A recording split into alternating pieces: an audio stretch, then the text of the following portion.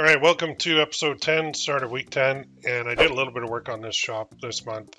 Sorry, this week, but not a heck of a lot. Again, because it's summer, nearing the end of summer, so I was really not focused on it. But I did get up 80 listings, so that's good. So on Wednesday, I had a few more sales.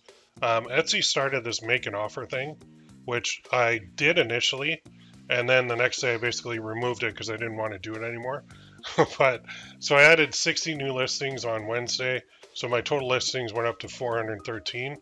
Then Thursday, I removed it only because I shifted to something different. And I know it seems like I didn't give it any time at all, but I'm going to let other people kind of be the guinea pig for that before I turn on make an offer on my shop. And there are some other things that I've been doing that I think will work a little bit better at this point in time. Also, I'm a little bit worried about the extra customer service that's going to be required to do the make an offer, because Etsy says it's not going to affect anything, like your star seller or anything like that will not be affected by make an offer. But I feel it could lead to some upset customers, because a couple scenarios, right? What if somebody makes an offer and you say no? And what if somebody makes an offer, you say yes, but you took too long? Like in both instances, you might have upset customers. And we all know on Etsy, if you have an upset customer, they will do everything in their power to leave you a bad review and try and tank your shop. So reviews and 5-star reviews are very important, especially for new shops. You don't want to be getting any bad reviews because it will just tank your shop huge. So that's why I turned it off after thinking about it, because I was like, I don't want to be spending all day on my computer waiting for people to make offers on my products. Kind of the whole goal of this project and other Etsy shops that I run is to have passive income, right? So once I set it up, I kind of want to let it go for a bit and just have my products be delivered automatically, people buying automatically, everything being automatic instead of involving me having to do more and more and more and more work. So I might revisit it in the future, but as of right now, I left it off.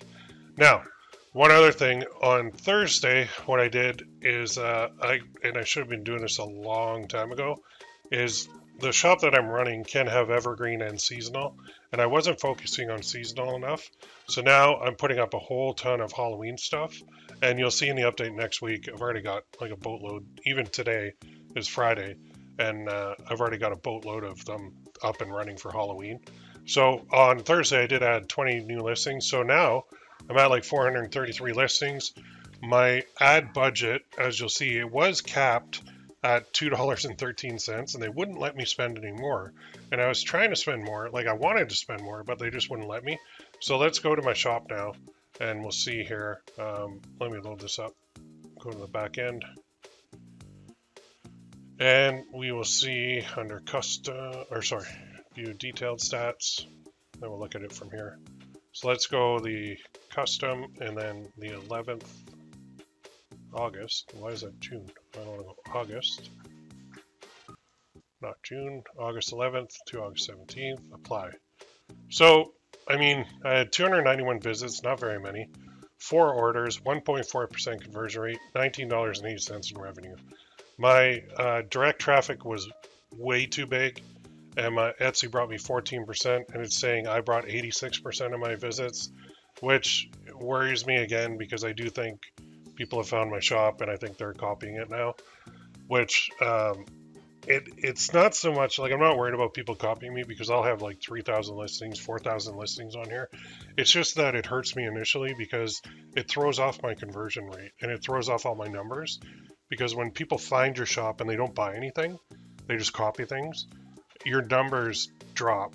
And the algorithm is based on a lot of different factors, but numbers are important. So if, say, 1,000 people view my shop and 800 of those are just viewing listings to copy them, while only 200 were actually real potential visitors, so those 800, of course, are not going to buy. Only the 200 of the 1,000 in that example would actually buy. So that concerns me quite a bit, and I can't seem to dig down any deeper. They won't give me any data in the reports to see exactly where it's coming from, but that is an indicator of bad news for me. So not making excuses, just saying it happens. And when you go public, like I could leave something blurred out for like half a second, and somebody will jump on it and they'll go frame by frame through videos, especially once the store starts making sales. People do that all the time, and that's not good. So anyway, just something I'm dealing with. Let's go to Etsy ads for a second. Let's go to marketing, Etsy ads, and I'm going to go to custom again, and then we'll go August 11th to 17th, and I did spend money, which, I mean, it looks good here, right? You spent $6.79, you made $7.92, 3 orders, 21 clicks. So my conversion rate there, 21 clicks and 3 orders, that's actually really good. So that's why that direct traffic thing bothers me, because if I have 3 divided by 21, it's 7, right? Didn't need a calculator for that. Or sorry, 21 divided by 3 is 7. I don't know why I pulled the calculator up. That's a 7% conversion rate. Much higher than the 1.4 I'm showing for the week because of all that direct traffic. And I don't know why this didn't pull in correctly. 11th to 17th. I don't know why it's not filling in here correct. Anyway, today I went in and I logged in. I saw my budget went to a max of $225 a day.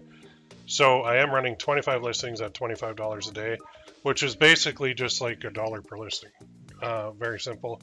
But out of my entire, so I have 438, and I'm only running 25 listings. So if I do the math on that, 25 divided by 438, that's approximately 5.7% of my products that I'm running ads to.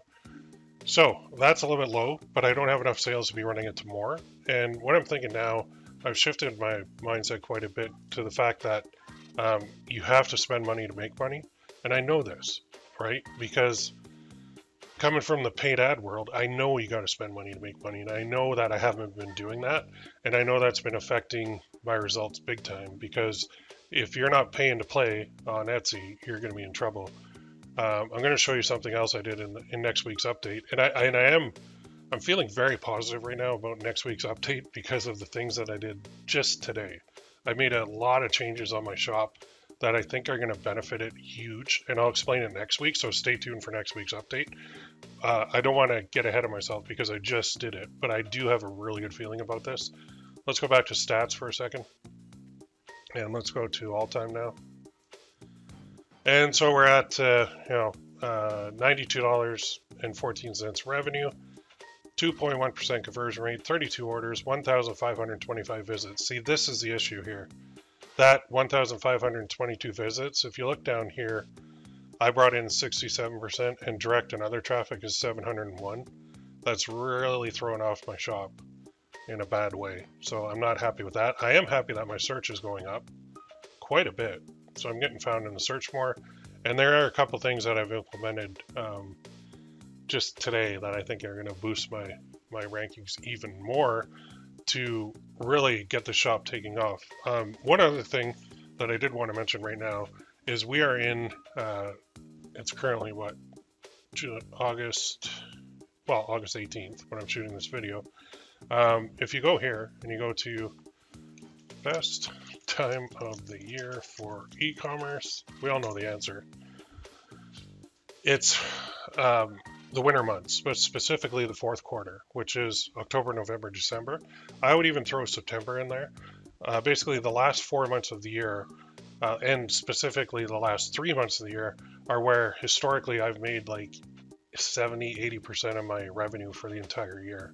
So it kind of goes in a big spike, and then it just drops off for the summer to nowhere, like nowhere land, and then it just pops right back up when you hit the fourth quarter again the next year. So Black Friday, Cyber Monday is in November, Super Saturday, I don't even know what that is, Boxing Day, Christmas, New Year's, you can run all these sales, but some of the best times are coming, and that is the holidays are coming.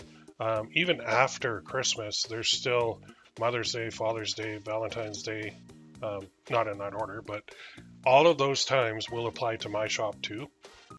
And as long as I stay 2 or 3 months ahead of it, I'll be doing really well to hit those holidays very hard. And then I'm going to be filling in evergreen sections of my shop as well along the way.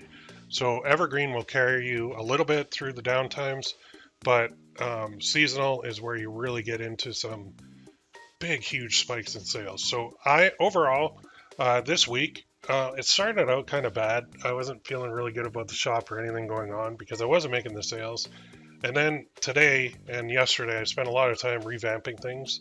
And I really think I hit on a couple key things that are going to really boost sales for the next week. So I'm predicting my next, I'll make a prediction here. I'm going to have 20 sales over the next week easily, just based on what I did. Okay, so stay tuned for the next update, which is going to be episode 11. I think, yeah, we're on episode 10 right now. And my prediction is 20 sales for the week for those 7 days, maybe even more. But we'll go with 20 to be conservative. So 20 compared to like whatever I got this week, peanuts, is a pretty big jump. But I can feel the momentum shifting.